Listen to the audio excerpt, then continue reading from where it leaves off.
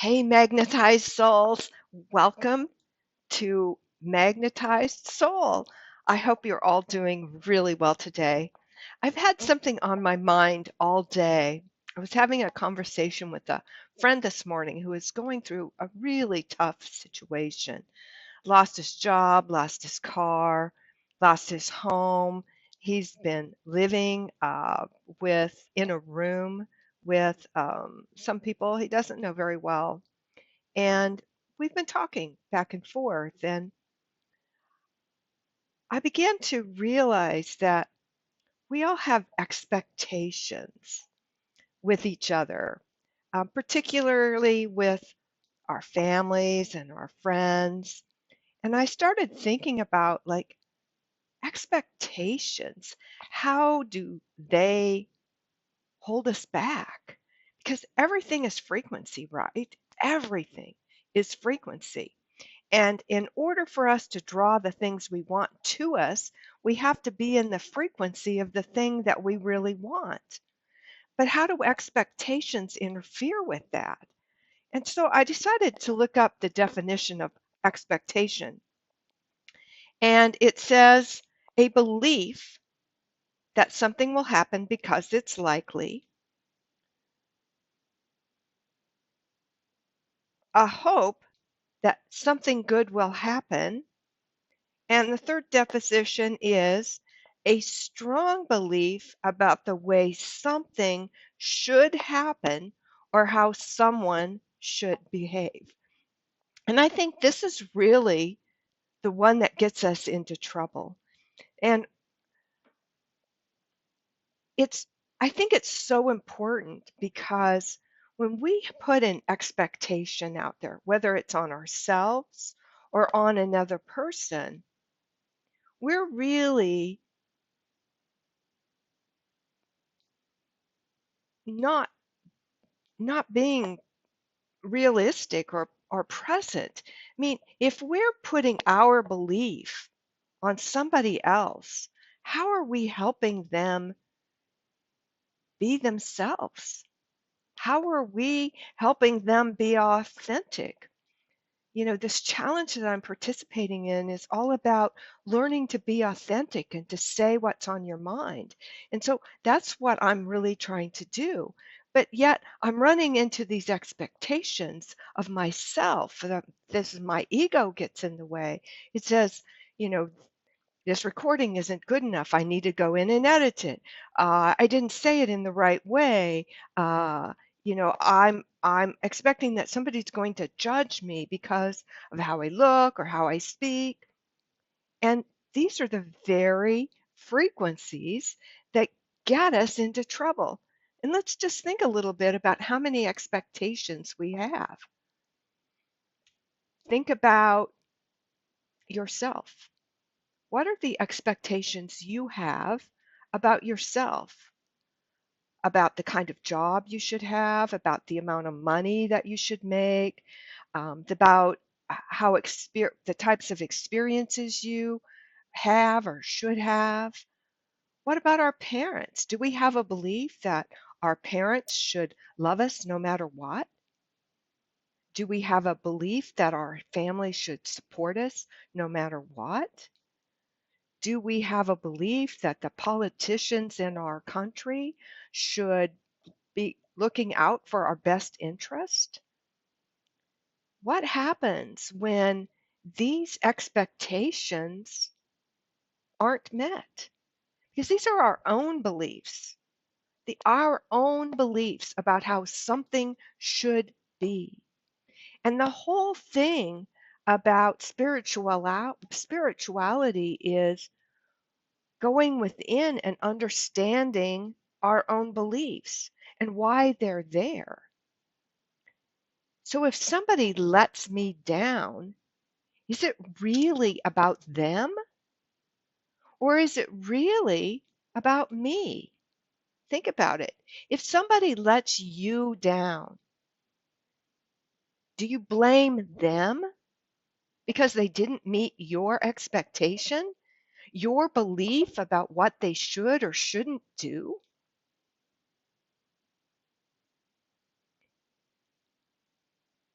it's dawning on me that these expectations are mine.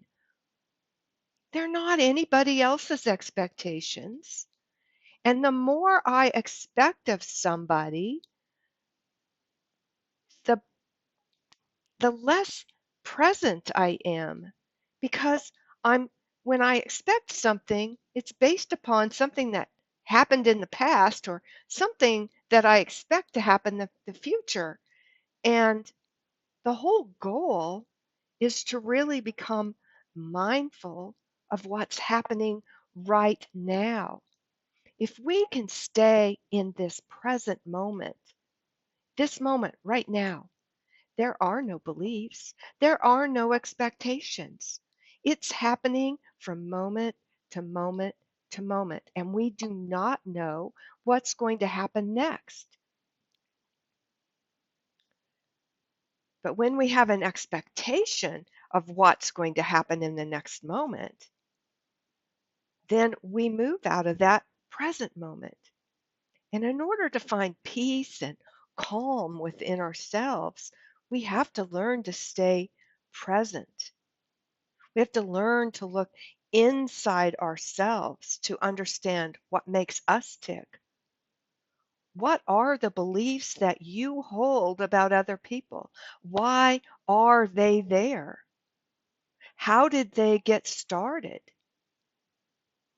Really become curious about these expectations, because they can help us become more and more aware of the very things that are holding us back from what we want in the world. If I expect my parents to always love me and then for some reason I feel that they don't, what does that do? How does that make me feel? Why do I feel that way? How do I overcome it? Because if I have an expectation and somebody doesn't meet it, then I'm truly, they don't lose out. I do. It's kind of like anger. Anger is like holding a hot coal in your hand and then being upset because you got burned. They don't have the hot coal in their hand. It's you that has the hot coal in your hand. And when you're angry or you're throwing out hatred or you're acting in a negative manner, you're the one that's holding the hot coal in your hand. And you're the only one that's getting hurt by it. And I think it's the same with expectations. When we have expectations of how something should be or how somebody should behave, that word should is a clue to us that we've run up against a belief that we hold dear. And it's our job to investigate that belief and to uncover why it's there and why we believe it. And maybe it's a perfectly valid belief, but maybe there are some beliefs that we hold about ourselves and about other people that we need to look at and we need to try to change. And change is hard. We're going through change every second of every day, but changing past behavior is really difficult. And one of the best ways I've found to change behavior is to really look at myself, understand my emotions, what I'm feeling in that moment. When I have an expectation, what is it that I'm feeling? Am I feeling let down? Am I upset? Do I feel out of control? And then really sit with that feeling without any judgment. Just sit with it and try to understand, like, where did this come from? Why is it so important to me that this person behave in this way or that I behave in this way?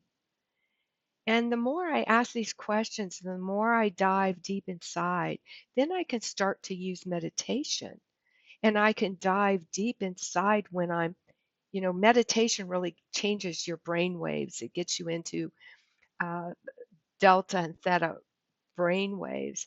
And when you go into those brain waves, you actually have access to really deep parts of your brain. And I'm not a psychologist and I can't really explain how that all works.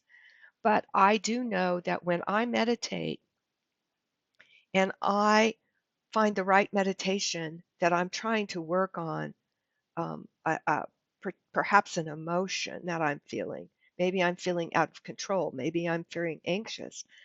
When I do the meditation and I get in touch with that emotion, I find that the emotion tends to disappear and I begin to gain an understanding about how it started and where it came from in the first place. So I guess my message today is start thinking about your expectations of people, your expectations of yourself, and begin to investigate those expectations with some curiosity to try to understand how they got started and to really sit with them and begin to unravel those that aren't bringing the frequency that you want into your life. Because when we're trying to control, we're bringing a frequency of trying to control. And what are we going to get more of? More things that we can't control because we're trying to control. When we let go of control, that's when we get everything that we want. But when we're trying to control, we're in that frequency of control. And I think expectations are a lot about trying to control a chaotic world. And we're trying to put some semblance of order to this world, and it makes no sense to us. And so we try to look to society to give us clues, and we try to look to other people to give us clues, and we try to look at our past experiences to give us clues about how people should act. But I'm really wondering if we shouldn't be looking at anybody else but ourselves and trying to understand why we have the expectation in the first place. So that's my thought for today. That's where my head is at. I'm really trying to figure out like what are my expectations and how are those very expectations holding me back? How do they put me into situations that make me feel out of control? What are those situations? And what are the lessons that I need to learn about expectations and having control in my own life? So these are questions I throw out to you. I don't have the answers, only you have the answer. Everything is within us, within our own self. And the more we dive deep within ourselves, the more we uncover the truth of who we really are. We are divine beings made of light and energy. We are love and we are light. And that, my friends, is who we truly are. Thank you for listening.